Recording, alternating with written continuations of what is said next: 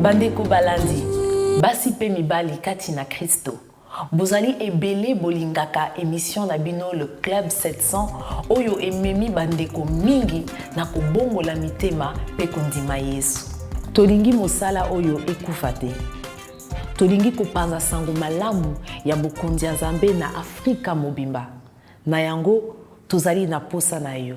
Okoki kosunga biso na contribution na yo na nzela ya Orange Money, M-Pesa, Topé Airtel Money, na ba numéro oyo eza affiché na TV na yo.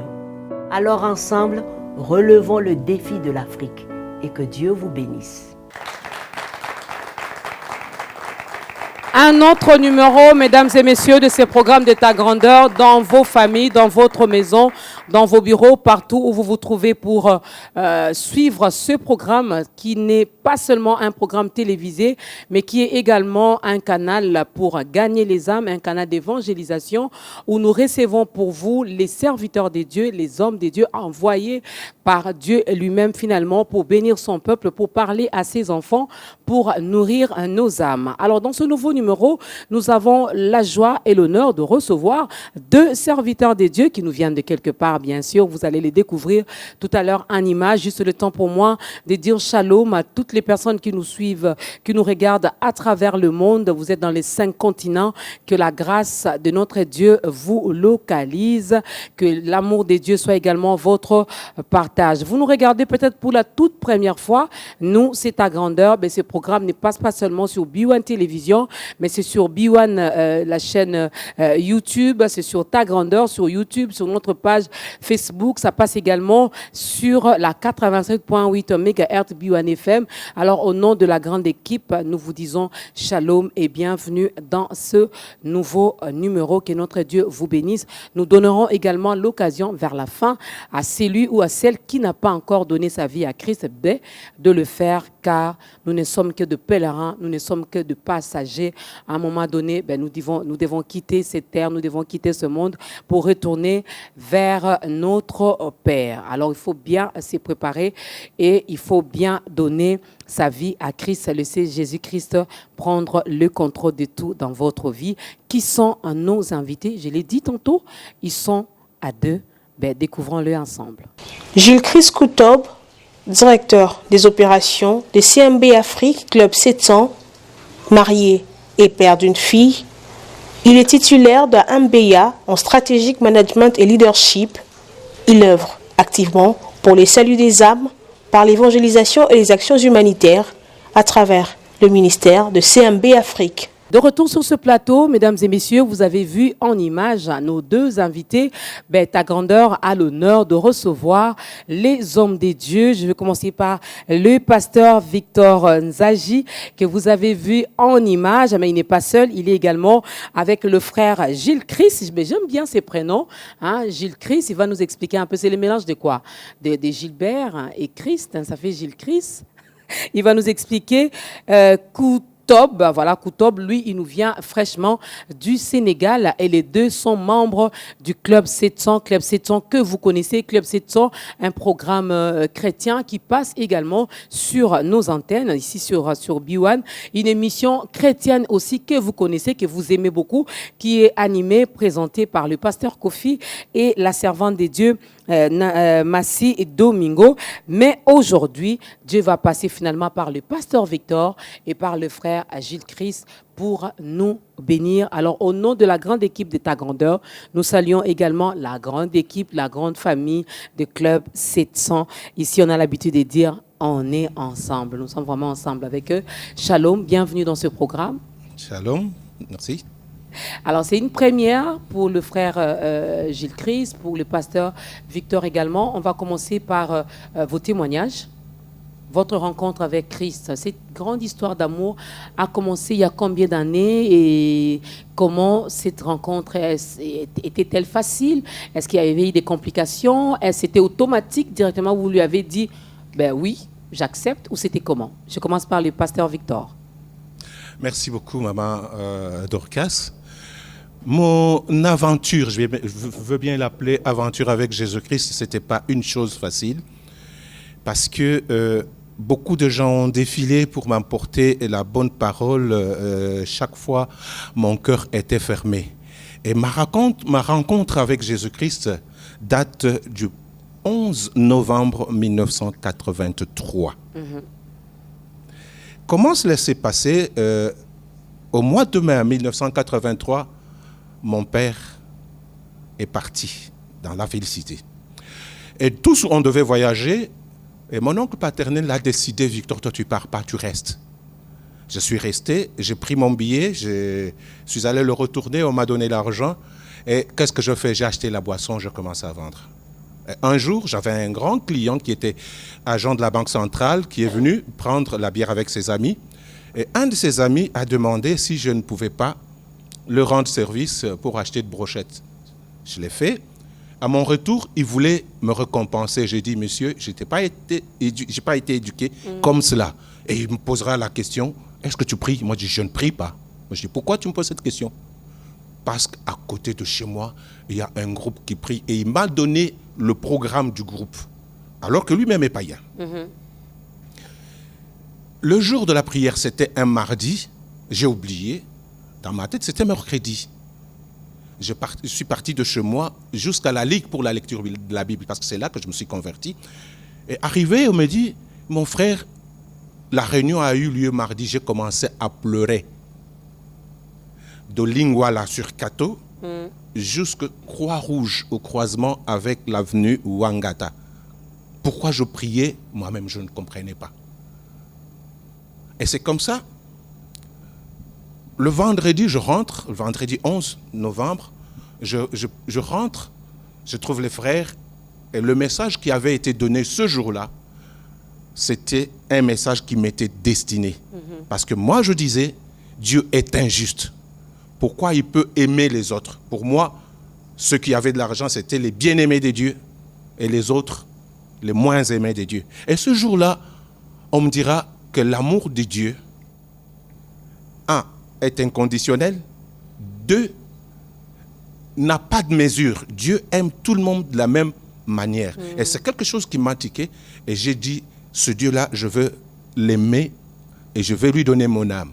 Et c'est comme ça que j'ai accepté Jésus-Christ le 11 novembre 1983. Et je connais bien l'heure, c'était à 17h. Et depuis ce jour-là, ma vie a changé. Je suis avec lui partout où il veut que j'aille. On peut acclamer les Seigneurs pour ce témoignage. Le pasteur Victor est fort, il a retenu l'année, la date et même l'heure. Le frère Gilbert Koutob, voilà, il nous vient fraîchement du Sénégal. Comment on dit bonjour en sénégalais? En sénégalais, on dit Nagadef. Nagadef. Et on répond Mangifi. Nagadef. Mangifi, maman Dorcas. Wow.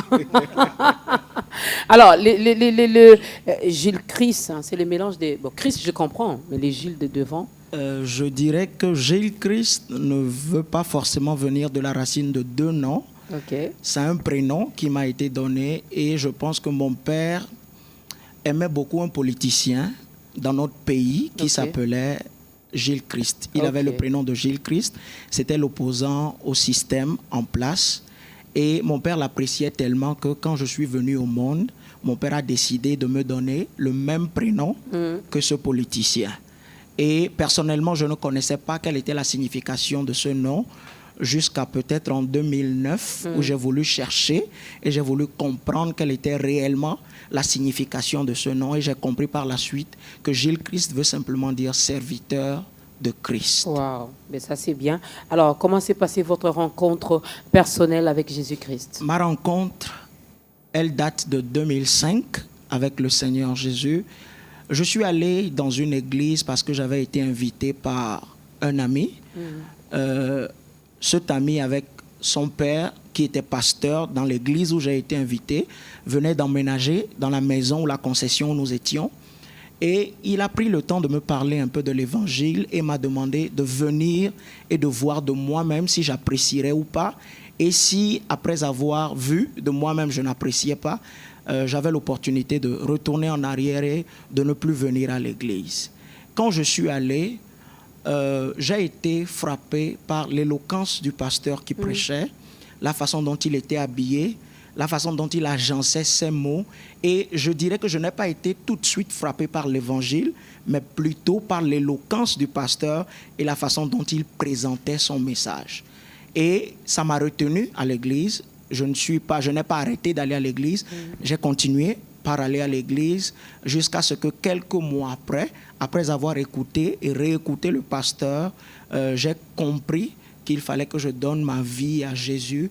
Et c'est ce que j'ai fait, je pense, au mois de mai 2005. Et pas comme Papa Victor, je ne me rappelle plus de la date et de l'heure exacte, mais je peux dire que c'était au mois de mai. Au moins, vous avez retenu l'année. 2005, et c'était une aventure extraordinaire. Et jusqu'aujourd'hui, je suis toujours avec le Seigneur. Il n'y a pas de regret? Aucun regret. Aucun regret. Ah, ben ça c'est bien. Aucun On regret. acclame le Seigneur pour ce témoignage. Mesdames et messieurs, c'était là la grande histoire d'amour de nos invités. Comment ils ont fait cette rencontre personnelle avec le Seigneur Jésus et Christ. Et aujourd'hui, ben, c'est par eux que Dieu va passer pour nous faire du bien. Je ne vais pas encore vous donner le thème. Non, je les garde encore pour moi. Mais ça sera dévoilé juste après ces premiers cantiques.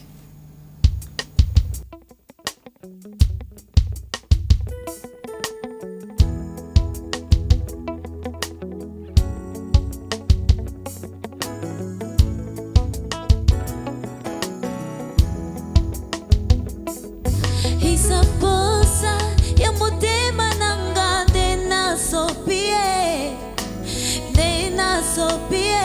liboso na yo Yahweh ya motu ya kozala se na makolo na yo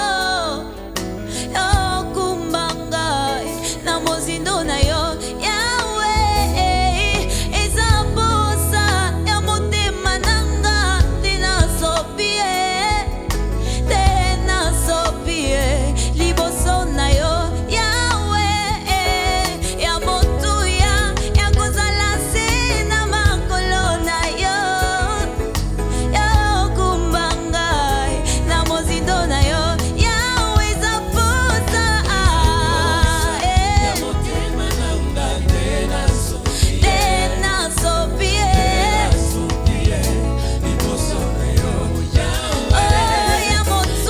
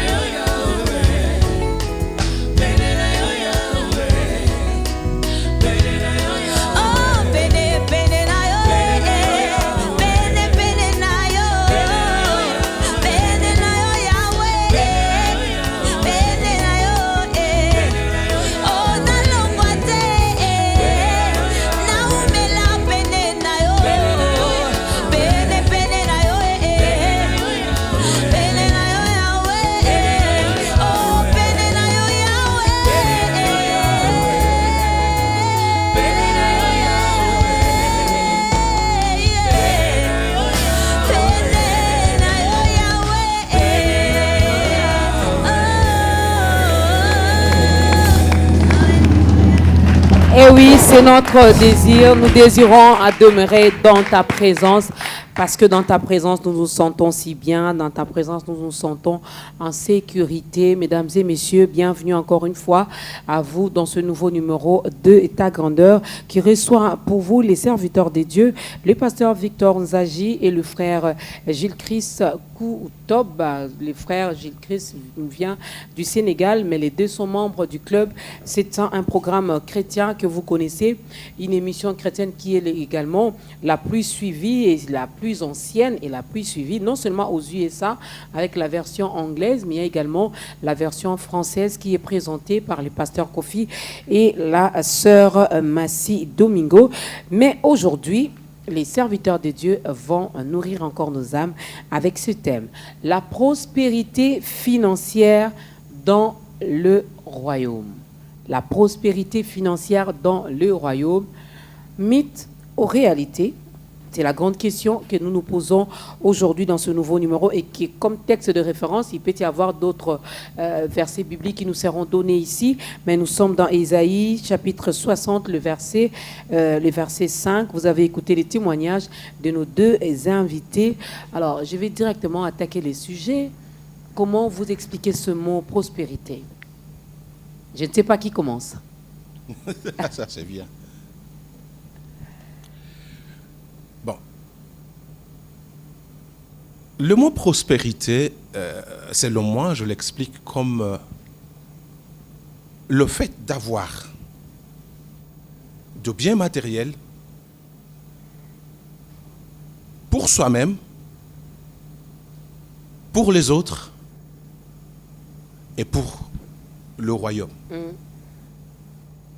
Parce que généralement, quand quelqu'un est béni, c'est que nous voyons, il a de biens matériels, il a tous les moyens,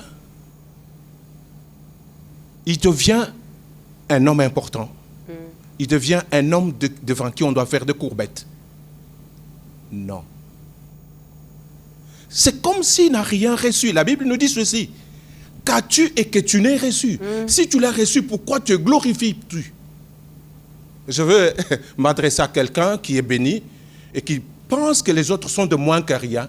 C'est que tu l'as reçu. Et si tu l'as reçu, c'est pour une mission quelconque. Okay. C'est pour ton frère qui est à côté, qui a faim. C'est pour ta soeur qui souffre. Des fois, je suis choqué de voir des hommes bénis qui ne tiennent pas compte de leur frère. Il a préparé, il a mangé, le reste, il jette dans la poubelle. Alors que son frère à côté, il souffre. Non. La prospérité, je dis que ce n'est pas un bien personnel ou, disons, les biens que nous avons, ce n'est pas pour nous. C'est pour que nous puissions aussi donner aux autres. Le partager avec les autres. Frère Gilbert, comment vous expliquez ce mot prospérité? Merci beaucoup, Maman Dorcas. Mais avant de m'accentuer sur le thème de la prospérité, j'aimerais d'abord parler du fait que aujourd'hui, les finances, c'est un sujet qui est incontournable. Nous essayons de nous voiler la face et c'est un sujet qui est devenu très sensible, surtout dans le royaume de Dieu. Et nous parlons de prospérité financière ici, c'est-à-dire nous parlons de biens matériels, l'acquisition des biens matériels. Et beaucoup aujourd'hui ne veulent pas entendre parler de ce sujet parce que c'est un point sensible quand on l'aborde dans le milieu chrétien. Mais avant de parler de la prospérité elle-même, je voudrais dire que personne ne déteste la prospérité. Quand quelqu'un célèbre son anniversaire, par exemple, ce que vous lui souhaitez, c'est la longévité et la prospérité. Personne n'a jamais fêté son anniversaire et qu'on lui dise « Maman Dorcas, c'est votre anniversaire, que Dieu vous bénisse, je vous souhaite la longévité et la pauvreté. » Est-ce que vous allez accepter cela, Maman Dorcas? Non, d'ailleurs, je vais chasser la personne de ma fête. Pourquoi est-ce que vous allez chasser cette personne de votre fête? Comment la personne peut me souhaiter vraiment la pauvreté? Ça veut dire qui aime la pauvreté? Personne n'aime la pauvreté, mais quand on veut aborder le sujet de la prospérité financière, c'est sensible. Personne ne veut qu'on en parle, mais tout le monde en a besoin. J'ai entendu un homme de Dieu dire que si nous pouvions simplement avoir un certain niveau de prospérité, 70% de nos requêtes de prière se transformeront simplement en action de grâce. Pourquoi ? Parce que vous voyez un chrétien né de nouveau aujourd'hui, qui va à l'église, qui est consacré et qui aime le Seigneur, mais qui n'est pas prospère financièrement. Et 70% de ses points de prière sont autour de la prospérité financière. Donc c'est important pour nous d'aborder ce sujet et c'est important pour nous de faire comprendre aux gens que être dans le royaume et être chrétien ne veut pas forcément dire être pauvre. Dieu ne nous a pas rachetés, il n'a pas versé le sang de son Fils pour que nous continuions dans la pauvreté. Et la Bible dit dans 2 Corinthiens chapitre 8 au verset 9 que vous connaissez tous la grâce de notre Seigneur Jésus qui, de riche qu'il était, s'est rendu pauvre afin que nous, par sa pauvreté, nous fussions riches. Et vous admettez avec moi que la Bible, c'est le livre par excellence des chrétiens, c'est la vérité. Et la Bible ne peut pas dire que Christ est mort pour nous rendre riches et que nous, aujourd'hui, nous soyons plus spirituels que l'auteur de la Bible et que nous disions non, la prospérité financière, je ne veux pas en entendre parler, je n'en ai pas besoin, ou ceux qui parlent de la prospérité financière sont des faux prophètes ou ce sont des personnes qui ne maîtrisent pas l'évangile de Christ. Peut-être ce que nous déplorons, c'est que vous mettez beaucoup plus l'accent sur ça, au lieu peut-être de nous prêcher, d'aller au ciel. Parce que Christ, c'est vrai, il est riche, des riches qu'il était, comme dit la Bible, mais n'était pas riche ici sur la terre. C'est au ciel où il a tout abandonné, il a tout laissé là-bas et il est descendu. Quand j'ai lu la Bible, on me dit ici, le Fils de l'homme n'avait même pas un endroit où poser sa tête. Donc je peux dire aussi vraiment que Christ aussi, Pierre lui a même posé la question, nous avons tout laissé pour vous suivre, qu'est-ce que nous allons gagner? Et merci beaucoup, Maman Dorcas, parce que vous avez posé cette question. Vous avez dit, Pierre lui a demandé, nous avons tout laissé pour vous suivre et qu'est-ce que nous allons gagner? C'est parce qu'ils avaient compris que Jésus, matériellement, il n'avait rien. Vous êtes sûr que Jésus, matériellement, n'avait rien? Si il n'avait réellement rien, pourquoi est-ce qu'il a répondu à Pierre en lui disant, vous tous qui avez quitté frère, qui avez quitté sœur, qui avez abandonné maison, il dit sur cette terre, vous obtiendrez le centuple, et pas simplement sur cette terre, mais également dans le ciel, vous aurez la vie éternelle. Ça veut dire que la prospérité financière, nous devons commencer par jouir de cette prospérité sur la terre avant d'aller dans le ciel. Sinon, pourquoi abandonner tout et décider de suivre Jésus si en retour, Dieu dit que Dieu, il est le propriétaire de l'or et de l'argent. Comment est-ce qu'un père qui aime ses enfants, qui a envoyé son fils pour mourir pour nous, qui est propriétaire de l'or et de l'argent, refuse de donner un peu de cet or et de cet argent à ses enfants sur la terre? Au ciel, on n'aura pas besoin d'or ni d'argent. Maman Dorcas, je vais ajouter quelque chose. Oui. Moi, j'ai l'impression que aujourd'hui, la plupart de serviteurs qui ne veulent pas parler de la prospérité sont des partisans du message du roi Léopold II. C'est-à-dire? Le roi Léopold II a envoyé des gens ici sous forme d'évangélisation en disant ce pays-là est tellement riche. Dites à ce pauvre, ne dites pas à ces gens-là qui sont riches, ne leur prêchez pas l'évangile qui les ouvre les yeux pour comprendre. Dites-leur heureux le pauvre, car ils hériteront le royaume des cieux. Mais entre-temps, vous serez en train de piller le pays. Et c'est cet évangile-là qui est resté. Et même dans la plupart des églises aujourd'hui, moi j'ai eu des problèmes. J'étais à Brazzaville quand j'ai pris une semaine parlant de l'argent. Aïe, aïe, aïe, aïe, aïe. J'ai eu de problèmes, j'ai transpiré, mais je leur ai dit, c'est l'évangile, je prêche le reste. Dites tout ce que vous voulez. Dieu ne nous a pas appelés à être les pauvres. Et quand la Bible parle de la pauvreté en esprit, ce n'est pas la pauvreté matérielle. Tout ce qui est sur la terre appartient à notre Père. Comment pouvez-vous comprendre que notre Père soit immensement riche et que nous, ses enfants, nous puissions patauger dans la pauvreté? Ce n'est pas quelque chose que moi j'encourage. Je ne peux pas dire aux chrétiens, de gober cet évangile-là. Non, nous devons sortir de l'ignorance. La Bible nous dit dans Osée, « Mon peuple est détruit faute de l'ignorance ». La prospérité, c'est une vérité biblique. Si nous ne voulons pas, comme disait quelqu'un, on a prêché à quelqu'un la parole de Dieu, quand on lui disait que cette parole n'est plus d'actualité aujourd'hui, il arrachait une page. La page qui contenait cette parole-là. Deuxièmement, on lui prêche cette parole, il dit non, cela n'est pas d'actualité aujourd'hui, il arrache une page. Et puis il présente à son pasteur une Bible incomplète. Ce dernier se fâche. C'est quel genre de Bible? Mais papa, chaque fois que vous me disiez que cela n'est plus d'actualité, j'enlevais la page. Et voilà ce qui reste de la Bible. Si on n'accepte pas qu'on arrache aussi toutes les pages de la Bible qui parlent de la prospérité, et comme ça, nous allons accepter l'évangile de la pauvreté. En parler, c'est peut-être bien, mais mettre beaucoup plus, rester focalisé sur ça, mettre beaucoup plus d'accent sur ça, c'est peut-être ce que les autres hommes des dieux déplorent. Parce qu'il y en a même, je me souviens, un grand homme des dieux dont j'étais le nom, qui s'est repenti en disant que il regrette la façon dont il a prêché la prospérité. Alors, quelle est la bonne manière finalement, ou la bonne façon de nous parler de la prospérité? Le pasteur qui a la charge de paître le troupeau doit prêcher à l'Église toutes les vérités bibliques.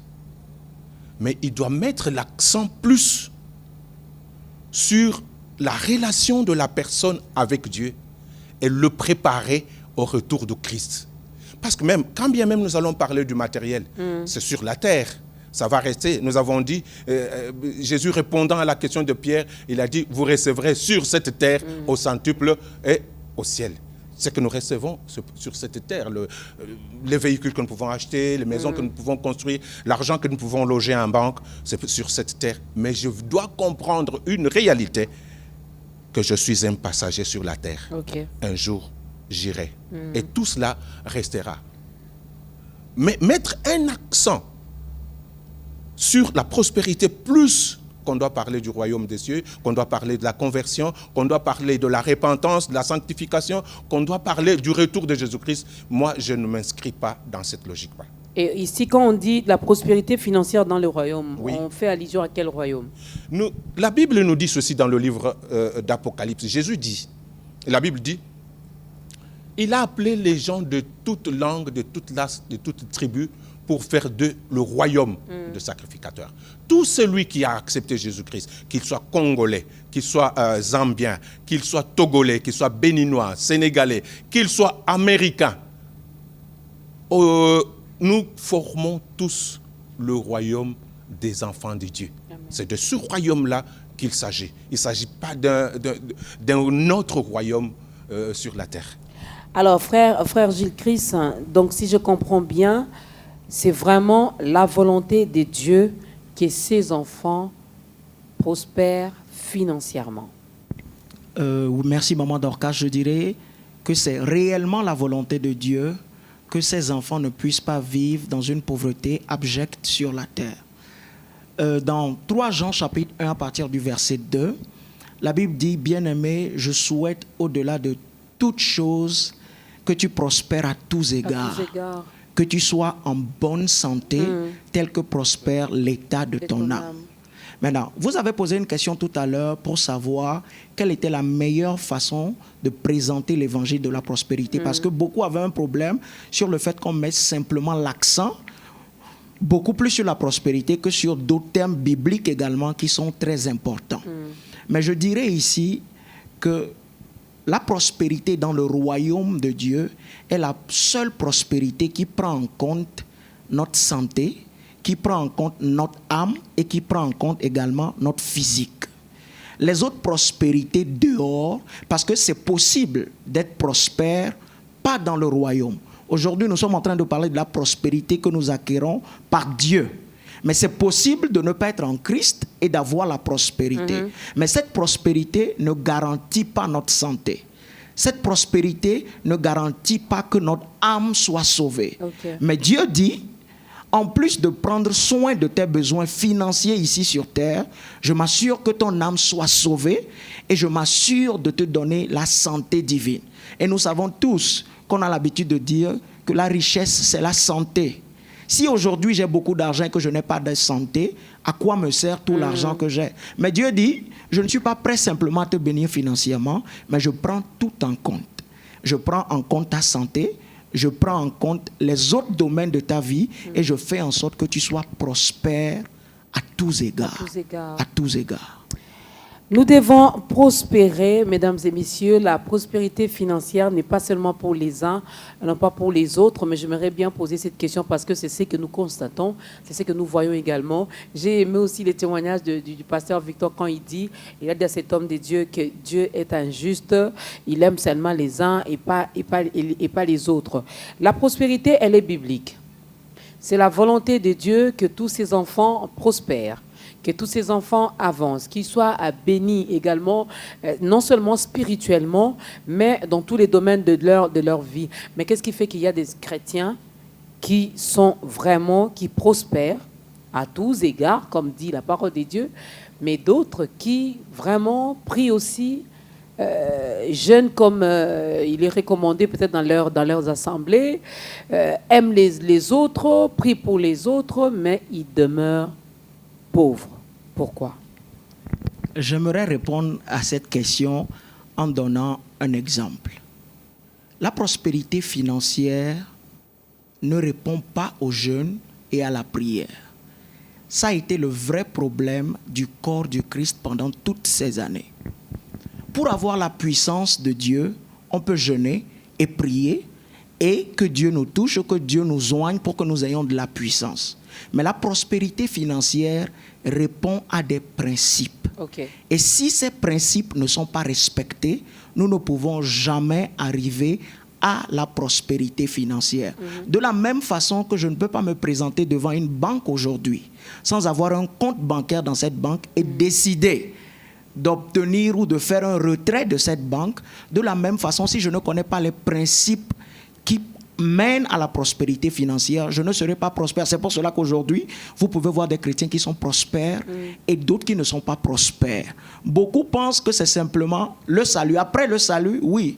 Mais quand vous donnez votre vie à Jésus, vous êtes ou vous avez désormais l'accès pour le paradis. Le salut vous donne le paradis, mais les principes vous donnent la prospérité. Il y a une différence. Donc, si ces principes ne sont pas respectés, vous n'atteindrez jamais cette prospérité financière. Vous pouvez jeûner, vous pouvez prier, le pasteur peut vous imposer les mains, mais si ces principes ne sont pas respectés, vous n'atteindrez jamais la prospérité financière. Alors, c'est quoi finalement ces principes? J'avais même prévu une question. Est-ce que la parole de Dieu prévoit quand même les clés, les principes, je ne sais pas comment vous allez, ou les méthodes finalement pour vivre la prospérité financière? Maman Dorcas, moi je dis qu'il y a un seul principe qui englobe tout. Je prends un passage, je crois que c'est dans le livre de Psaume, au chapitre 34. La Bible dit ceci: craignez l'Éternel, vous ses saints, car rien ne manque à ceux qui les craignent. Un peu plus loin, il dit: les lions et les lionceaux éprouveront la disette, mais ceux qui craignent l'Éternel ne manqueront de rien. Dans le livre de Deutéronome, au chapitre 28, il y a une condition. Si vous observez mes commandements, nous connaissons tous les commandements. Tu ne voleras pas, tu ne tricheras pas, tu ne tueras pas, ainsi de suite. Tout celui qui marche avec Dieu. Parce que tout à l'heure, j'étais en train de dire, la sanctification, nous avons deux types de sanctification. Il y a la sanctification de position. C'est pourquoi nous trouvons ceux qui se disent « je suis chrétien ». Il a accepté Jésus-Christ. Il a obtenu la sanctification de position qui fait de lui un enfant de Dieu. Mais les principes de Dieu, il ne le suit pas. Il va être un chrétien mendiant, un chrétien qui ne prospère pas. Il y a la sanctification progressive. Okay. La sanctification progressive, c'est la marche du chrétien avec Dieu. C'est le chrétien qui observe les commandements de Dieu. La Bible dit, il sera béni dans son champ, il sera béni dans sa maison. Tout ce qu'il va faire va réussir. Le chrétien qui marche avec le Seigneur est semblable à un appareil électrique qui est branché à la source. Il aura de l'énergie chaque fois. Il sera béni. Mais quand on est déconnecté de Jésus-Christ, notre vie sera une vie malheureuse. La prospérité ne sera pas son lot. Voilà pourquoi David a dit, j'étais jeune et j'ai vieilli, je n'ai jamais vu le juste mendier, ni sa prospérité quémander. Frère Gilles Christ, on reviendra vers vous, mais ça sera juste après cette chanson.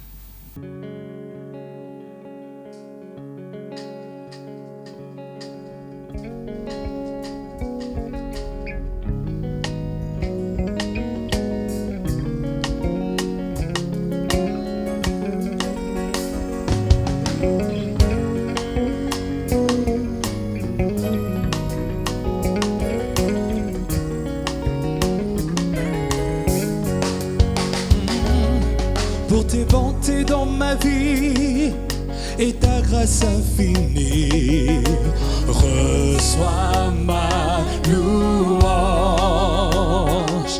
10 000 langues ne peuvent suffire pour te dire merci. Reçois ma louange. Seigneur, pour tes bontés dans ma vie et ta grâce infinie, reçois ma louange. Oh, 10 000 langues ne peuvent suffire pour te dire merci. Reçois ma louange.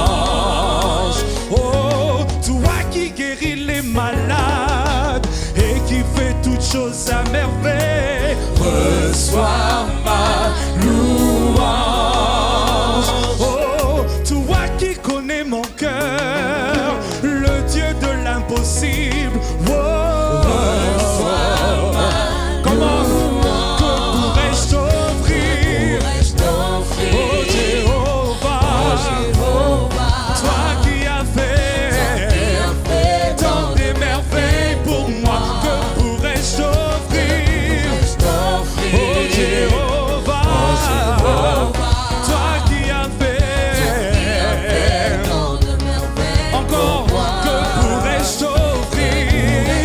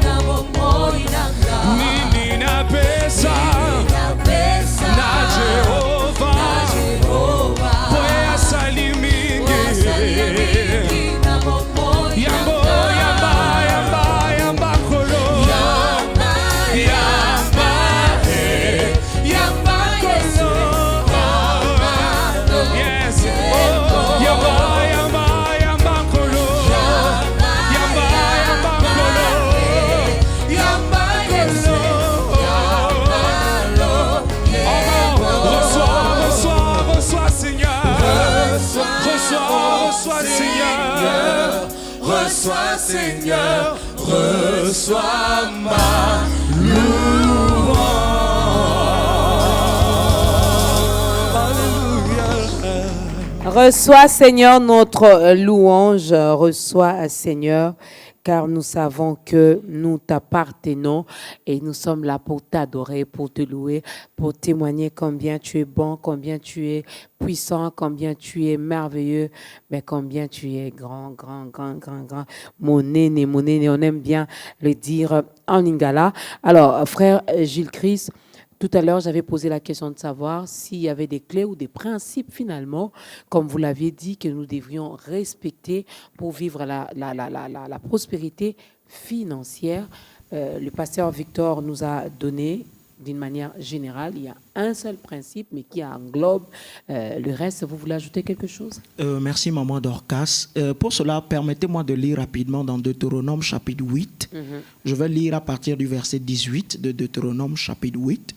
Vous pouvez lire également chez vous à la maison Deutéronome. Nous sommes dans l'Ancien Testament, chapitre 8. Au verset 18. Okay. Nous connaissons tous l'histoire, c'est quand Dieu a fait sortir les enfants d'Israël d'Égypte et il était en train de les conduire vers la terre où coulait le lait et le miel. Il leur a dit, au verset 18, « Souviens-toi de l'Éternel ton Dieu, car c'est lui qui te donnera la force d'acquérir les richesses afin de confirmer, comme il le fait aujourd'hui, son alliance qu'il a jurée à tes pères. » Je voudrais par ce passage préciser que la prospérité financière est une alliance que Dieu conclut avec un homme.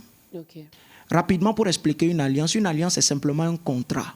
C'est-à-dire, il existe des clauses de ce contrat. Si tu fais ta partition, je ferai ma partition, et c'est ce qui établit le contrat. Donc, il faut comprendre que nous ne supplions pas Dieu pour que Dieu puisse nous donner des richesses, mais nous respectons les termes de l'alliance qu'il a jurée à nos pères pour que nous puissions entrer dans la prospérité financière. Et cette alliance, il a conclu avec Abraham quand il lui a dit « Sors de la maison de ton père, va dans un pays que je te montrerai, je ferai de toi une grande nation, je bénirai ceux qui te bénissent, je maudirai ceux qui te maudissent. » Et il a dit « En ta prospérité, toutes les nations de la terre seront bénies. » Et aujourd'hui, cette alliance demeure. Et si nous ne souscrivons pas à cette alliance, c'est impossible pour nous d'aspirer à la prospérité financière. Maintenant, cette alliance dit quoi? Pour que vous puissiez recevoir de Dieu, nous l'avons sûrement beaucoup de fois entendu, c'est qu'il faut semer pour pouvoir recevoir en retour. Parce que la Bible dit dans Genèse chapitre 8 au verset 22, il dit aussi longtemps que la terre subsiste, les semailles et la moisson ne cesseront point. Le jour et la nuit, l'été et l'hiver, la chaleur et le froid. Ça veut dire qu'aussi longtemps que nous dormons, que nous nous réveillons le matin et que nous voyons le soleil à la place et que la nuit, nous voyons la nuit à sa place, ça veut dire que cette alliance tient toujours. Et cette alliance dit quoi? Sème et tu récolteras. Mais le vrai problème, c'est que plusieurs personnes ont mis simplement l'accent sur le fait qu'en tant qu'enfant de Dieu, il faut donner simplement pour prospérer. Mais il ne faut pas simplement donner pour prospérer, il faut donner selon certaines règles. Parce que nous avons dit au début que Dieu, l'or et l'argent lui appartiennent. Ça veut dire que Dieu n'est pas mendiant. Dieu n'a pas besoin de notre argent. Et si nous voulons donner pour que cette offrande soit acceptable, il faut d'abord que ce que nous donnons soit accepté. Si ce n'est pas accepté, ça ne peut pas générer en retour la prospérité financière. Mon pasteur a l'habitude de dire, quelqu'un qui est au bureau et qui change les chiffres pour se faire un peu d'argent et qui vient donner de cet argent ne peut pas prospérer financièrement. Pourquoi? Parce que Dieu n'est pas mendiant. Ça veut dire que même si nous voulons respecter l'alliance, il faut respecter l'alliance jusqu'à la fin, c'est-à-dire nous devons donner dans la justice. Abel et Caïn ont donné une offrande à l'Éternel. Une a été acceptée, l'autre a été rejetée. Pourquoi? Et quand l'autre s'est plaint, Dieu lui a dit, est-ce que si tu avais fait la même chose que ton frère, est-ce que cette offrande n'aurait pas été acceptée? Ça fait qu'aujourd'hui, beaucoup se lamentent. J'ai donné, mon pasteur m'a dit donne, j'ai donné, et finalement ma situation ne change pas. Et ça transforme aujourd'hui les serviteurs de Dieu en des escrocs ou des personnes qui sont en train de vendre des illusions. Mais ce qu'il faut savoir, c'est qu'il existe des principes pour donner qui font que notre don est accepté et ce don ensuite génère la prospérité financière que nous espérons de Dieu. Il faut donner également avec un cœur rempli de joie. Avec l'exemple de Caïn et Abel que vous avez donné, en fait, Dieu avait vu également, il voit l'intérieur, donc il a vu la disposition même, ou la disponibilité même de nos cœurs. Des fois, nous donnons, comme vous avez dit, pour faire plaisir. Le pasteur a dit, amener les offrandes, les actions de grâce, je vais voler, je vais me prostituer, je vais mendier, je vais escroquer. Mais puisqu'ils ont demandé, je vais quand même amener. Et avec ça, on attend d'être béni, on attend de vivre la prospérité financière, on attendra longtemps et Christ risque même de revenir sans pour autant que nous puissions vivre cela. Alors je reviens un peu à cette question qu'on retrouve même dans notre thème. La prospérité financière dans le royaume, mythe ou réalité? Quelle serait votre réponse? Sans pour autant réfléchir, je dirais que la prospérité financière est une réalité biblique. De Genèse à Apocalypse, Dieu veut notre bonheur. Dieu veut de notre prospérité. Jamais, nulle part, Dieu a dit que ses enfants souffrent, que ses enfants soient malheureux. Le problème maintenant, c'est nous, les enfants. Qu'est-ce que nous faisons? Je me souviens, nous avons tous été à l'école, la fable de Jean de La Fontaine, le laboureur et ses enfants. Il dit à ses enfants, il laisse à ses enfants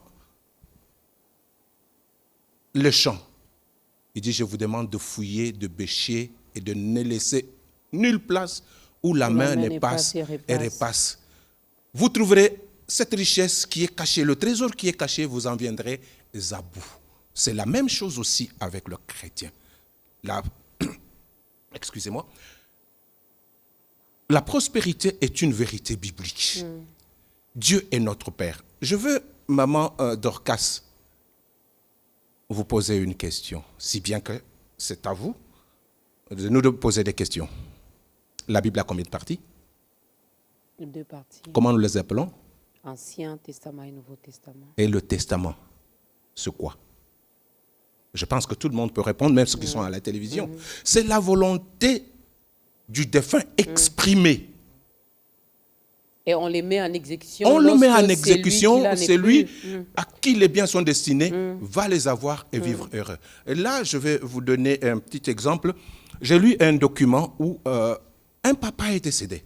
Il avait un seul enfant, une fille, et cet enfant a vécu misérablement, alors que son père lui avait laissé un testament. Qu'est-ce qu'il a fait? Il a trouvé bon d'encadrer ce testament et de l'accrocher à son mur comme un tableau. Et un jour, le pasteur a dit, je vais quand même lui rendre visite. Arrivé là-bas, il a trouvé la pauvre dans les mêmes conditions. Il s'est mis à passer, à regarder tout ce qui était accroché au mur. Il a vu les photos, ses papas. Mais puis, il s'arrête, c'est le testament. Maman Dorcas, tu es riche, pourquoi tu nous dis que tu es malheureuse? Écoutez la réaction de Maman Dorcas. Pasteur, tu es venu te moquer de moi ou quoi? Non, je ne me moque pas de toi. Ça, c'est quoi? Oh, c'est le tableau que papa m'avait laissé. Non, non, ce n'est pas un tableau. Tous les biens de ton père sont là. Lève-toi, on va partir. Ils sont allés en banque. On a trouvé que ce que papa avait laissé avait généré des bénéfices. Ils sont allés dans des sociétés et ce que papa avait laissé avait généré des dividendes. Depuis autant d'années que papa était décédé, tout cela n'a pas été... J'ai parlé que la fille à l'église, elle priait, Seigneur, bénis-moi. Bénis-moi, bénis-moi. Et directement, la vie de cette personne a changé en un clin d'œil. Ce livre que nous lisons chaque jour, c'est le Testament. Dans ce livre, il y a beaucoup, beaucoup de biens que le Seigneur nous a légués. Nous devons entrer en possession. Et je termine par un jeune couple qui se marie. Notre exemple qui se marie. Et le parrain leur offre une Bible. Dans cette Bible, Il avait glissé un chèque de beaucoup d'argent. 1 mois, 2 mois, 3 mois. Au bout de 6 mois, le parrain vient. Comment allez-vous? Papa, nous allons bien. Est-ce que vous avez vu mon cadeau? Oui, papa, nous l'avons vu. Est-ce que vous le lisez? Papa, nous le lisons chaque jour. Apportez-les-moi. On apporte au papa le cadeau qui était rangé dans le rayon. Quand papa prend le cadeau, il ouvre. Mais si vous m'avez garanti que vous le lisiez, si vous le lisiez, pourquoi n'avez-vous pas trouvé ce chèque? Ah, papa, qu'est-ce qu'on doit faire? La durée d'un chèque est de 3 mois. Oh là Et là. eux étaient déjà plus de 6 mois. Pas question. Ils ont raté. Lisons la Bible. Dans la Bible, nous trouverons les principes qu'il faut pour que nous soyons prospères. J'aimerais bien que vous puissiez, je sais que Dieu est juste, que Dieu n'est pas injuste. Alors, nous connaissons également cette histoire qu'on retrouve dans Matthieu, chapitre 25, le verset 29. Vous les connaissez, on le retrouve également dans Matthieu 13, verset 12. Je vais juste prendre Matthieu 25, le verset 29. « Car on donnera à celui qui a, et il sera dans l'abondance. Mais à celui qui n'a pas, on ôtera même ce qu'il a. » Ça veut dire quoi?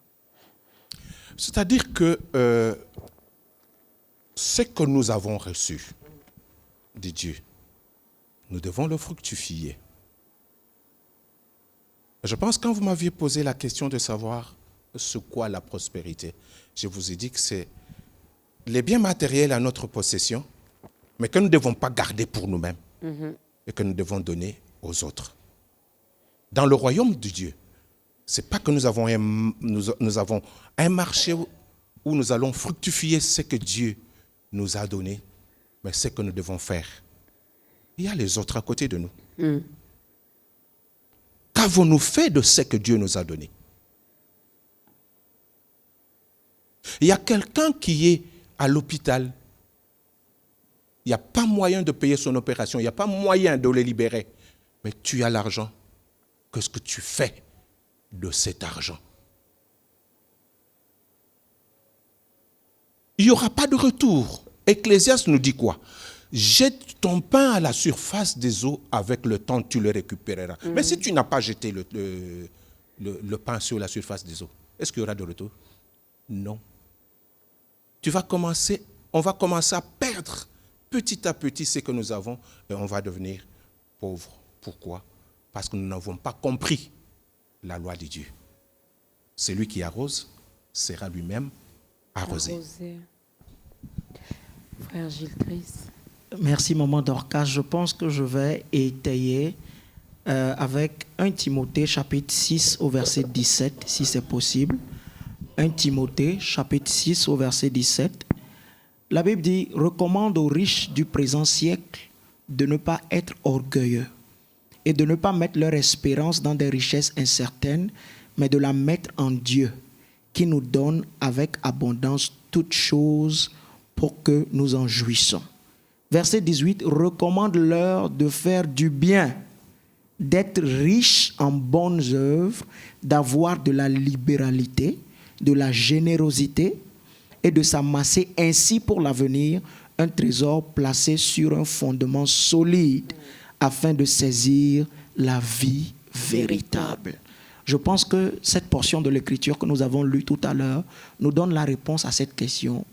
La prospérité financière aujourd'hui, elle n'est pas bien conçue par la plupart parce que beaucoup la cherchent pour assouvir leurs propres besoins. Moi, ma famille, mes proches, et puis ça s'arrête là-bas. Quand Dieu a rencontré Abraham, il lui a dit « En ta postérité, toutes les nations de la terre seront bénies. » Ça veut dire qu'aujourd'hui, si je n'ai pas un rêve de venir en aide à l'humanité, d'étendre le royaume de Dieu sur la terre, et que je fais passer en premier mes besoins. Seigneur, bénis-moi financièrement, parce que tout le monde devra répondre à cette question. Les gens prient pour dire, Seigneur, bénis-moi financièrement. Dieu te demandera pourquoi. Si c'est pour acheter de nouvelles voitures, et si c'est pour frimer sur les autres. Ici, chez nous, c'est pour prouver aux autres. On les chante même dans certains de nos cantiques. Hein. Seigneur, donne-moi pour que mes ennemis voient que... Voici le vrai problème que nous avons aujourd'hui, qui fait que plusieurs respectent les principes, mais ne sont pas disposés à avoir cette prospérité financière. Maman Dorcas, vous admettrez avec moi que peu importe la façon dont vous aimez votre petit garçon de 3 ans, par exemple, vous ne lui confierez pas 3 millions de dollars. Non. Ce n'est pas possible. Pourquoi? Parce que votre enfant n'a pas la capacité de gérer cette somme d'argent. Quand notre cœur est rempli que de nous, de nos proches et de nous-mêmes, ça limite le plafond que Dieu peut donner.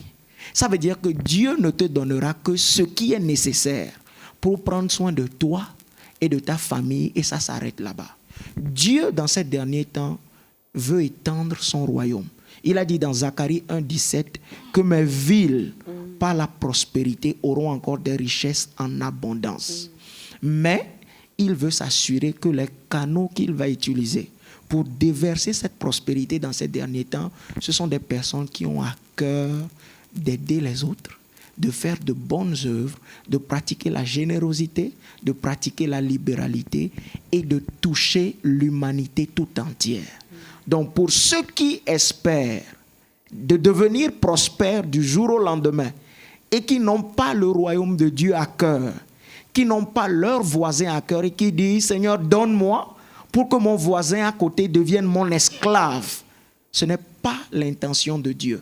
Et comme nous le savons, Dieu juge toujours les motifs de notre cœur. Si dans mon cœur, ce qu'il y a, c'est que je veux frimer sur mon voisin, je peux passer toute l'année et toute une décennie à donner, ça placera une limite sur le retour que je pourrais avoir de la part de Dieu. Donc c'est important de savoir que la prospérité financière, ce n'est pas simplement pour nous, mais c'est pour toucher le royaume de Dieu et pour toucher l'humanité en général. Pour dire que Dieu, lorsqu'il nous bénit pas pour nous, mais il nous bénit également pour les autres, n'est-ce pas? Donc, cessons d'être égoïstes, même dans notre façon de prier. Je voulais même poser cette question, est-ce qu'il y a une formule, en dehors des principes, on a compris, il y a quand même une formule de prière où on peut, adresser à Dieu finalement, pour que notre prospérité financière qui se trouve en nous soit finalement activée? Je répondrai à cette question en disant, Maman Dorcas, peu importe la façon dont vous aimez une graine de maïs, nous savons que si nous plantons la graine de maïs dans les conditions où il faut qu'elle soit plantée, elle germera. Et nous n'avons pas besoin de prier pour qu'elle germe. Si je prends une graine de maïs que je dépose sur le sol dans ce studio, je reviendrai 100 ans après et cette graine n'aura jamais apporté du maïs ou germé. De la même façon, quand les principes sont suivis, on n'a pas besoin de prière. Ça vient automatiquement. On dit quoi?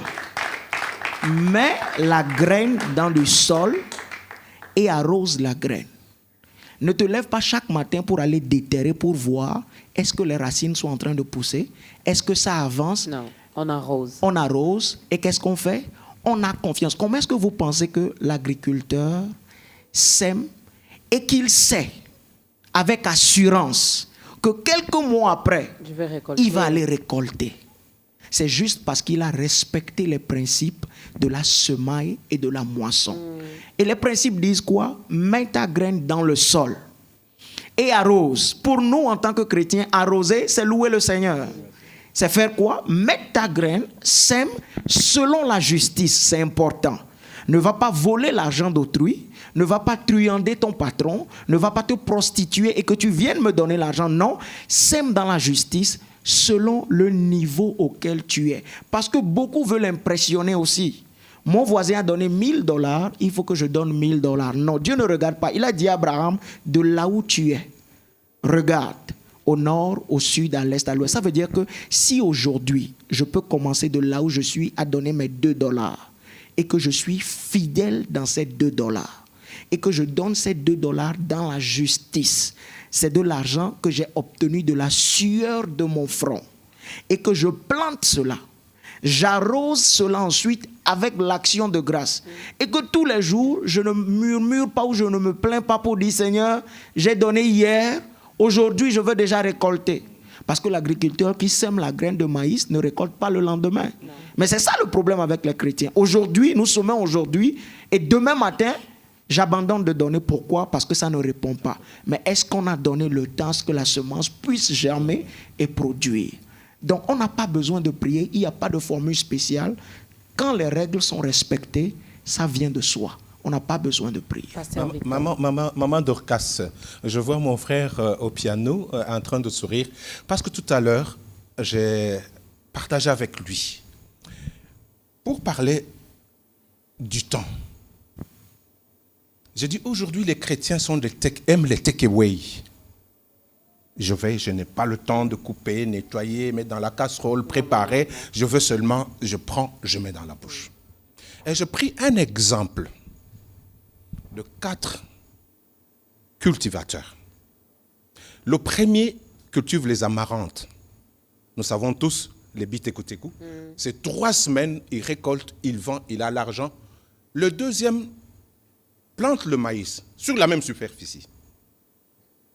Il peut envier déjà le premier qui, au bout de 3 semaines, il a le résultat. Il a le résultat. Mais patient, il est allé petit à petit jusqu'à 3 mois. Au bout de 3 mois, sa récolte lui permet de réaliser plus que le premier a réalisé. Et le troisième, c'est le planteur du café. Une culture compliquée, hein, qui n'aime pas des herbes sauvages. Celui-là met 3 ans. 3 ans. Aujourd'hui, on dit, je préfère prendre mon argent là, faire autre chose que d'investir, attendre 3 ans. Mais patient, il a travaillé. Au bout de 3 ans, il va réaliser plus que le premier et plus que le deuxième. Et le troisième. Le quatrième. Et le quatrième, c'est celui qui plante ce que les mamans aiment à la cuisine, la noix de muscade. Pour votre information, la noix de muscade met 8 ans pour donner le premier fruit. Il faut préparer les aires cimentées. Au bout de 8 ans, dès qu'il donne le premier fruit et que celui-ci atteint la maturité, quand il récolte, plus il avance, après lui, ça pousse. Dès qu'il est au bout du champ, ça mûrit, il commence à faire le tour. La patience, il faut que nous prenions le temps d'attendre. Nous voulons que tout soit fait au même moment. Mais chez Dieu, il y a un temps pour toutes choses. Il y a un temps pour toutes choses. C'est pourquoi beaucoup sont passés à côté de la plaque parce qu'ils n'ont pas attendu le temps. Je prends l'exemple de ce paralytique qui était au bord de la piscine de Bethesda. 38 ans. 38 ans. On ne nous a pas dit l'âge qu'il avait. Hein. Mais il a fait 38 ans. Ce n'était pas peu. Mais sa guérison a été différente de toute autre guérison. Je demande à tous ceux qui aujourd'hui veulent être bénis avec Dieu d'apporter et d'être patient. On n'oblige pas Dieu. Mais on dit aussi, j'ai entendu certains hommes de Dieu, avant de faire l'appel, qu'il est aussi les dieux des tic au tac. Donc, je peux demander là maintenant, et là maintenant, il agit. Non, moi, je ne suis pas de ceux qui disent... C'est comme qui dirait, ils sont dans la pensée de Dieu. Dieu a dit, si Gilles Christ donne aujourd'hui, dans la minute qui suit, je le bénis. Non, moi, je ne suis pas Dieu pour dire que notre Dieu est un Dieu de tic-au-tac. J'ai dit, notre Dieu répond. Qu'est-ce que la Bible dans Ecclésiaste nous dit? Jette ton pain avec le temps. Il n'a pas dit, jette ton pain et immédiatement tu le retrouveras. Non, Gilles Christ a dit, la graine, il y a un temps qu'elle met dans la terre pour germer. Voilà pourquoi beaucoup de gens, je ne veux pas rentrer dans ce qu'ils disent, mais moi je m'en tiens à ce que la parole de Dieu à ce que la parole de Dieu dit. Dieu est souverain, il est capable de te donner aujourd'hui, de te donner demain, de te donner après une semaine, après une année, mais ce que je sais est que Dieu donne. Ce que moi je sais aussi est que ce Dieu est fidèle, il ne déçoit pas, et la Bible me dit qu'il fait chaque chose bonne en son temps. Il est le maître du temps et des circonstances. Lui ne dépend pas du temps. Non, le temps dépend de lui. c'est lui le maître. Donc s'il décide là, maintenant, de bénir nos invités, ben, il les fera. Il n'a pas besoin d'un conseiller. Ben, s'il dit qu'il les fera dans 2 ans, ben, c'est dans 2 ans. Si dans 3 ans, c'est dans 3 ans. J'ai même entendu quelqu'un, lors de mon mariage, il a dit « Oh, c'est seulement maintenant. » Alors, j'ai essayé un peu, j'ai pris mon temps de commencer à parcourir la Bible comme si j'ai cherché quelque chose dans un livre. J'ai cherché l'âge où Dieu a donné, si Dieu avait donné un âge précis finalement dans la Bible pour se marier. Je commençais à chercher, Maman Dorcas, il est Dieu. Le temps de Dieu. L'homme, qui est l'homme pour comprendre le temps de Dieu? Dieu dit, un jour, c'est comme 1000 ans, et 1000 ans comme un jour. Quand ils disent, c'est un Dieu de tic-tac, qu'ils disent, ah, c'est maintenant, par rapport à quoi? Il est Dieu, il est souverain. Il fait grâce à qui il veut, comme il veut, quand il le veut. Voilà pourquoi il veut vous faire également grâce aujourd'hui, mesdames et messieurs, à travers ce nouveau numéro. Dieu est là, en train de frapper finalement devant la porte de votre cœur. Mais il suffit de vous lever, de faire un pas, d'aller ouvrir pour qu'il fasse son entrée. Je l'aime parce que de ce côté-là, il n'est pas dictateur, il ne t'impose pas. Lui, il est là, il frappe. Je vais demander au pasteur Victor, de regarder la caméra qui est en face de lui, d'aider cette personne également à faire son entrée dans la grande famille des enfants de Dieu. Maman Dorcas, avant de faire l'appel, je voudrais dire aux téléspectateurs, mon frère, ma soeur, toi qui nous as suivis, le Seigneur a besoin de toi et le Seigneur a besoin de ce que tu as. La Bible nous dit, quelqu'un a dit dans la Bible, moi et ma maison, nous servirons l'Éternel. C'est-à-dire moi et ce que j'ai, nous allons servir Dieu. Tout au long de cette émission, nous avons dit la prospérité, Dieu nous l'a donnée pour assister les autres, pour propager la bonne nouvelle du royaume, vers amener la bonne nouvelle du royaume vers ceux qui ne l'ont pas encore écouté. Ce que Dieu a mis entre tes mains, apporte pour propager la bonne nouvelle. Toi qui nous suis et qui n'as pas encore fait l'expérience personnelle de donner ta vie à Jésus-Christ, toi qui t'appuies sur ton argent, toi qui t'appuies sur ce que tu es, je vais te donner une anecdote. 3 amis. Quelqu'un qui avait 3 amis se trouve un jour devant un mandat d'amener. Il dit, je ne vais pas aller seul, je vais voir le deuxième, le premier ami pour qu'il m'accompagne. Le premier lui dit, je veux bien, je vais t'accompagner. Le jour arrivé, il dit, mais écoute mon ami, je vais juste m'arrêter à t'acheter un beau costume pour que tu sois présentable devant les juges. Il était déçu. Il est allé voir le deuxième. Le deuxième a dit, je ne t'abandonnerai pas, j'irai avec toi. Le jour venu, il a bien accompagné son ami jusqu'à l'entrée du tribunal. Il lui a dit, ma mission s'est arrêtée ici. Déçu. Il est allé voir le troisième. Ce dernier lui a dit, j'irai avec toi. Je comparaîtrai avec toi. Même s'il faut faire la prison, je le ferai avec toi.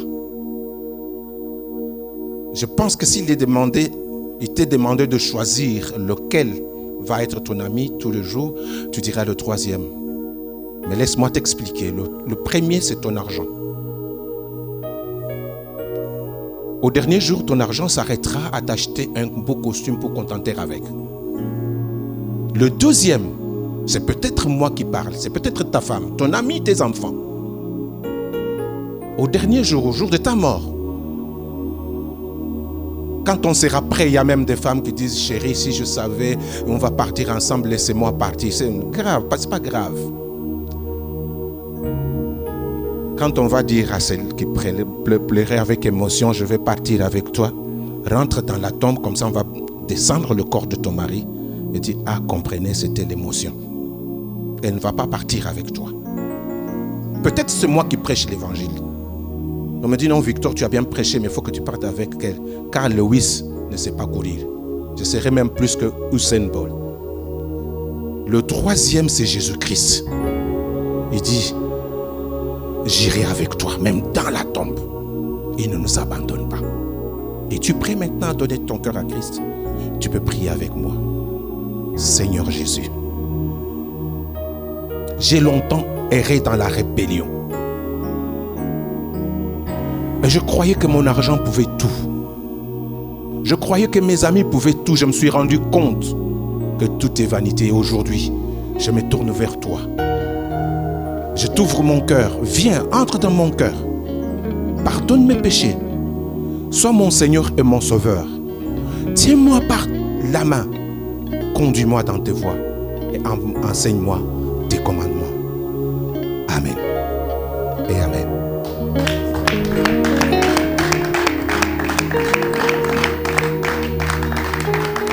Ben, c'est une bonne décision que tu viens de prendre, c'est un bon choix que tu viens de faire. Laisse-moi te rassurer comme le pasteur Victor et le frère Gilles Christ ici, que Jésus-Christ ne t'abandonnera jamais. Il est roi. Nous, on a l'habitude de chanter, même dans le tombeau, Jésus-Christ est roi. Partout. Même quand tu tomberas malade, il sera toujours là à côté de toi comme Jéhovah Rapha. D'ailleurs, il va te demander de lui donner toutes tes souffrances, ta maladie là. Lui, il va prendre ça et puis toi, tu auras la guérison. Alors, si tu n'as pas une église d'attache où tu peux aller finalement commencer à manger cette nourriture qui est la parole de Dieu, tu peux nous contacter via notre numéro qui est affiché au bas de l'écran. On pourra toutefois vous orienter. Mais si vous êtes au Sénégal, pourquoi pas vous orienter vers le frère Gilles Christ. Vous pouvez prier ensemble dans son église locale. Si vous êtes à Kinshasa, vers le pasteur Victor, on a reçu les hommes de Dieu venant de partout, n'est-ce pas? On pourra toutefois vous orienter. Ce qui est important, ce n'est pas seulement de l'accepter, de donner sa vie, mais il faut demeurer dans sa présence, comme on venait de chanter ici, parce que c'est dans sa présence que nous allons également grandir. Tu es sauvé pour sauver aussi, n'est-ce pas? Alors, bienvenue dans la grande famille des enfants de Dieu. À toutes ces personnes, frère Gilles Christ, votre passage, frère Gilles Christ Koutob. Voilà, j'aime bien les noms aussi. Hein. Koutob, ça veut dire quoi, Koutob? Je ne pense pas que je connaisse la signification de Koutob. Koutob. Ça sonne très bien dans mes oreilles en tout cas. Merci Alors, beaucoup. votre passage à Kinshasa, c'est pour lancer un message. C'est seulement une visite de courtoisie. Vous aimez la RDC, c'est pourquoi vous êtes là? C'est vrai que j'aime la RDC. C'est la 5e année consécutive que je suis en RDC. Depuis 2015, chaque année, je vis en RDC. Et cette année, je suis venu avec un message particulier que je voudrais adresser à toute la population de la RDC et à ceux qui aiment le Club 700, l'émission du Club 700. Le Club 700 est une émission qui a débuté depuis les années 2000 avec le pasteur Kofi et la sœur Massi Domingo. 15 ans de production et c'est des milliers et des millions d'âmes qui ont été converties à Jésus-Christ au travers de cette émission. L'année passée, pendant que j'étais à Kinshasa, je suis venu faire un sondage et j'ai interrogé certaines personnes, 1500 sur tout le territoire, 1800 je dirais, et comme résultat de ce sondage, nous nous sommes rendus compte que par le programme du Club 700, 9 millions de personnes sur une année avaient répondu à l'appel de servir Jésus et de donner leur vie à Jésus comme Seigneur et Sauveur personnel. Amen. Je viens du bureau régional à Dakar et c'est vrai que dans la région francophone, nous avons plusieurs pays que nous couvrons. La RDC fait partie de ces pays et le pasteur Victor est d'ailleurs le représentant national du Club 700 ici en RDC. Et nous avons besoin de toucher encore plus de personnes par le moyen des masses médias et de l'émission Le Club 700. Ok. Et nous sommes venus pour lancer un appel pour dire à toute la population de la RDC, toutes ces personnes qui ont été touchées, vous avez été bénis, vous avez suivi les témoignages, peut-être que vous avez confessé Jésus comme Seigneur et Sauveur au travers de cette émission. Je pense que comme nous avons dit dans le débat que nous avons eu, c'est le moment pour vous de donner en retour et de mettre la main à la pâte pour que nous puissions atteindre encore les zones qui sont non encore atteintes par l'évangile. Parce que la Bible dit, allez et faites de toutes les nations des disciples. Pour faire de toutes les nations des disciples, nous avons besoin des moyens financiers. Et ces moyens financiers, Dieu les a mis dans les poches de chacun d'entre nous. Nous avons besoin aujourd'hui de mettre la main à la pâte, d'apporter une contribution pour que nous soyons en mesure de toucher encore toutes ces âmes qui n'ont pas la possibilité d'avoir l'évangile qui leur est prêché. Voici le message spécial que je viens de délivrer à toute la RDC, à tous les téléspectateurs du Club 700, qu'ils soient chrétiens, qu'ils soient musulmans. L'essentiel, c'est que vous puissiez donner de ce que Dieu vous a donné pour que plusieurs autres personnes soient touchées par l'évangile et viennent à Jésus également. Alors, comment y arriver? Est-ce qu'il y a un numéro de la banque? Comment on fait, Pasteur Victor, finalement, si j'ai mes millions qui se battent dans mon sac, j'ai fait comment pour vous soutenir? Nous avons utilisé la voie de monnaie électronique. Ok. Nous avons des numéros qui sont déjà sur notre spot. Par ce numéro, on peut nous faire parvenir la contribution ou carrément la personne peut passer à nos bureaux situés au numéro 1 bis de l'avenue 8 décembre à Bandal. Référence en face de Sebco. Si vous vous renseignez, l'avenue 8 décembre, on vous montrera, on trouvera un portillon. D'ailleurs, c'est historique, cette avenue-là, donc c'est tout le monde qui connaît. Oui, Club 700, et les gens passeront pour apporter leur contribution. Voilà, donc allez-y, je sais que le Congolais a un bon cœur. Les Congolais aiment ce qui est bien et à travers ce programme télévisé Club 700, par les témoignages qui sont diffusés là-dedans, d'une manière ou d'une autre, nous sommes touchés, nous sommes édifiés. Et il y en a, comme le frère Gilbert et Gilles Christ l'a dit, qui ont accepté de donner leur vie à Christ. Alors, allez-y, soutenons également cette œuvre parce que ce n'est pas pour les hommes que nous le faisons, c'est pour Dieu. Et à la fin, on sera tous couronnés. Ça, j'aime. Et j'ai dit toujours, moi, je n'irai pas au paradis. Non. J'aimerais bien que je sois à côté par rapport aux âmes. Quand Dieu regardera, à un moment, Dorcas a amené tel en Jésus-Christ. Parce qu'il y en a qui se contentent. Moi, je me suis converti, mais je m'arrête là. Non. Il faut aider les autres également à venir vers le Seigneur. Alors, un numéro de contact ici, à Kinshasa.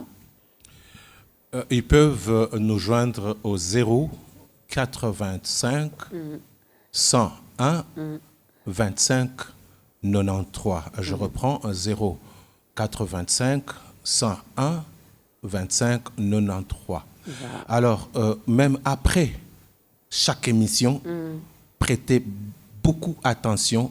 Il y a le numéro d'appel qui sont affichés. Vous verrez le numéro d'appel, le numéro par lequel vous pouvez nous envoyer vos messages SMS et notre adresse électronique. C'est un programme qui passe également sur BioOne Télévision, donc il n'y a pas de raison de ne pas avoir le numéro parce que Club 700, d'ailleurs, c'est l'une des premières émissions chrétiennes à être diffusée sur BioOne. Alors, frère Jules Christ, c'est un réel plaisir de vous recevoir. C'était un plaisir également d'être avec vous. Vous êtes encore à Kinshasa ou vous rentrez directement au Sénégal? Non, je suis encore à Kinshasa jusqu'à lundi prochain. Ok. Je repars comment on dit au revoir en sénégalais? On dit juste au revoir. Il n'y a pas de mots pour dire mais là, au revoir. vous avez triché. Au revoir, c'est en français. On dit juste au revoir. Merci beaucoup. C'était un réel plaisir de vous recevoir sur le plateau de Ta Grandeur. Ça nous fait toujours énormément plaisir. Merci, Pasteur Victor Nzaji. Merci au frère Gilles Christ Koutob qui nous vient du Sénégal. Merci également au chantre qui les a accompagner. Est-ce que vous pouvez vous encourager par vos acclamations? Merci pour les cantiques proposés. Merci à la grande équipe de Ta Grandeur, mesdames et messieurs. Ça n'est fini. Vous avez compris que ma voix était un peu, je ne sais pas si vous avez aimé. Ben, c'est la petite grippe là qui me dérange, mais également Jova Rafa a déjà tout pris. Je vous promets qu'au prochain numéro, ma voix là, elle sera magnifique. Je pourrais même chanter. Ça, je vous le promets. Même si je sais qu'il y a beaucoup qui n'aiment pas m'entendre chanter, mais je le ferai peut-être. Merci, homme de Dieu. Merci aux preneurs de son, aux caméramans, aux photographes, aux maquilleuses. Merci à toutes les personnes, aux réalisateurs aussi, d'une manière ou d'une autre, contribuent, participent pour que ce programme continue à exister. Un grand merci à notre Dieu parce que ces programmes, ce n'est pas à nous, c'est à lui. Ce n'est pas notre grandeur, c'est sa grandeur. À lui, que l'Éternel vous bénisse. Nous allons nous lever. Le frère Gilles Christ va clôturer ce moment avec une courte prière et nous allons danser pour la gloire de Dieu. Prions, Père éternel, Dieu de gloire, nous voulons te dire merci aujourd'hui pour l'opportunité que tu nous as accordée de venir dans cette émission et de parler de ta part. Seigneur, nous prions pour toute la RDC aujourd'hui et nous demandons que ce pays soit un pays prospère, que ce pays, Seigneur, connaisse la prospérité à tous égards. Nous voudrions prier également pour tous ceux qui nous ont aidés, qui nous ont assistés dans cette émission, dans la réalisation de cette émission, les chants qui nous ont accompagnés, les caméramans et évidemment Maman Dorcas. Nous prions, Seigneur, que tu ouvres les écluses des cieux et que tu répandes la bénédiction en abondance sur chacune de ces personnes. Béni sois-tu, Seigneur, de ce que tu fais toutes bonnes choses en ton temps. Reçois la gloire et la louange au nom de Jésus. Amen. Amen. Amen.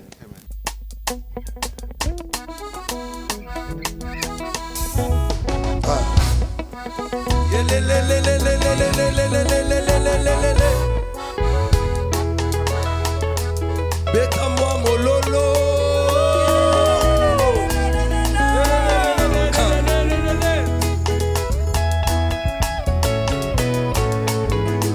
Aïe, aïe, aïe, aïe, aïe. Oya kotala, Asana bomo Yesu, Kolo Yesu alongolinga sonie. Masia Yesu akabelinga bomo ye. Boya boya boya Boya kotala Asana bomo ye. Yeah yeah yeah. Alongolinga sonie. Masia Yesu akabelinga bomo ye. Boya boya boya boya Boya kotala Asana bomo ye. Kolo Yesu alongolinga sonie. Masia Yesu on va aller ensemble. Amemela come on. Amemela na bomengo. Amemela na bomengo. Alongola na botutu. Apesa Yesu sekela esemo. Sekele ya Yesu. Sekela komo na vie.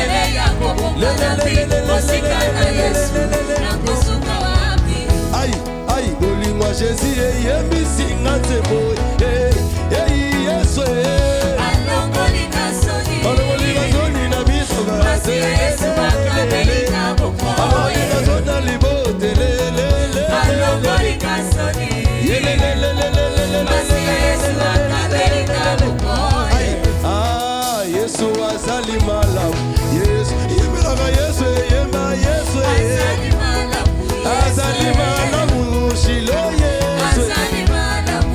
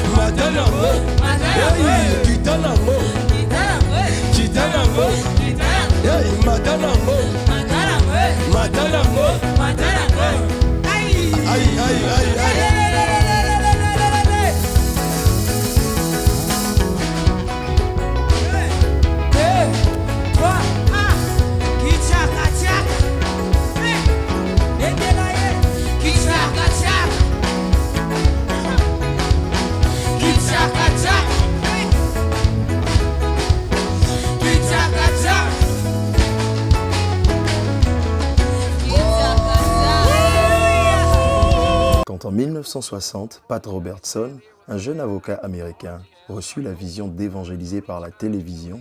700 personnes se sont engagées à rendre possible ce rêve qui s'est concrétisé au travers de l'émission Le Club 700 qui a vu le jour en 1961. 58 ans après, ce sont des millions de conversions que le Club 700 a occasionnées à travers le monde.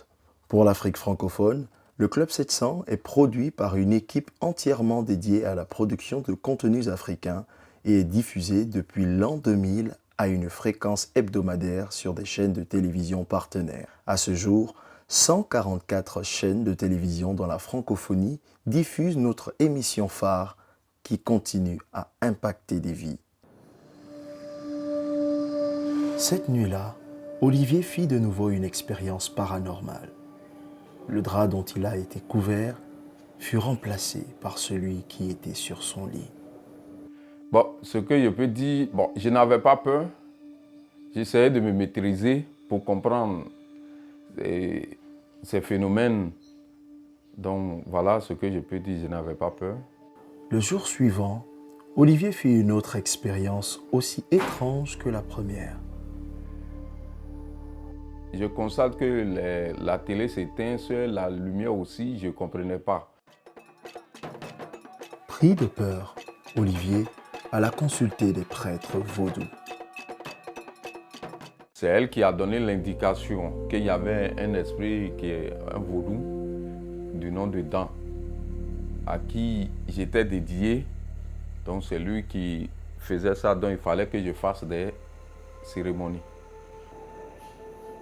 Après ces rituels, Olivier s'attendait à avoir la paix, mais il était toujours en prise avec les démons. Donc, quand je me réveille, je voyais quelqu'un à côté de moi habillé en tout noir. C'est-à-dire, d'un regard de 30 secondes depuis, la personne disparaît. Quel bonheur. Bonjour, pasteur. Alors qu'il était désespéré, il alluma la télé un jour et tomba sur l'émission Le Club 700. Il y avait un cas, ils avaient fait repasser l'émission, quelqu'un qui était presque dans le même cas que moi. Donc, il a fallu qu'il donne sa vie à Dieu. Donc, c'est comme ça, j'ai vu le monsieur, il y a eu une transformation dans sa vie. Les esprits qui le maltraitaient, il n'était plus, c'est-à-dire ses esprits sont partis, il est devenu libre. Ça m'a beaucoup touché. À la fin de l'émission, Olivier contacta le représentant du Club 700 en Côte d'Ivoire. Ce dernier pria pour lui et il accepta le Seigneur Jésus et l'orienta vers une église locale. Olivier fut complètement délivré de l'emprise des démons. Aujourd'hui, Olivier sert le Seigneur dans cette église comme pasteur. Je remercie le Club 700. Je vous remercie du fond du cœur. Que le Seigneur vous bénisse abondamment. Le Club 700 est produit dans une centaine de langues sur les 5 continents et a un impact considérable dans la moisson des âmes. Cet impact a été rendu possible sur chaque continent grâce à des personnes qui ont embrassé la vision et contribué financièrement à cette œuvre. Chers fidèles téléspectateurs, chers frères et sœurs de la RDC, vous qui suivez en ce moment, vous êtes nombreux à être bénis par les émissions du Club 700. À votre tour, pouvez-vous aujourd'hui décider d'apporter votre contribution pour continuer la production de ces émissions qui toucheront les zones non encore atteintes par l'Évangile en Afrique. Votre contribution financière, aujourd'hui même, permettra d'étendre le royaume de Dieu et relever le défi de préparer l'Afrique tout entière au retour de Jésus-Christ. Alors ensemble, relevons le défi de l'Afrique et que Dieu vous bénisse.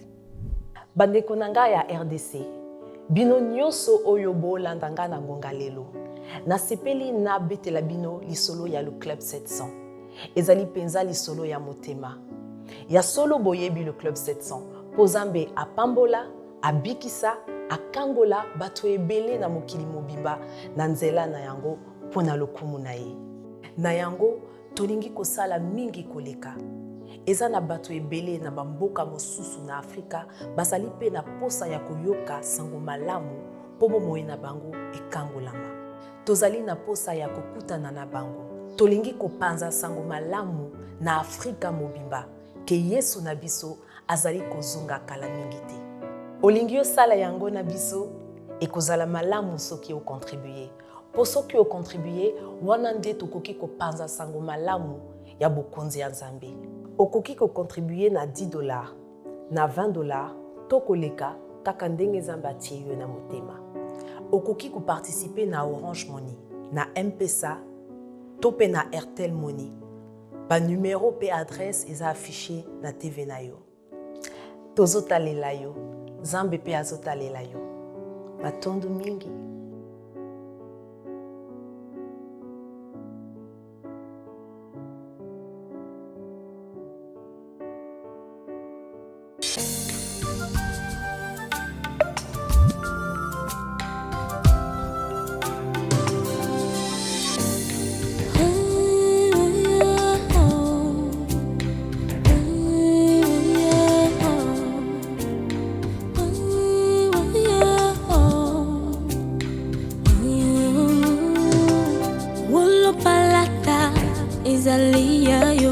Balobi boni na zanga ta boucle d'oreille.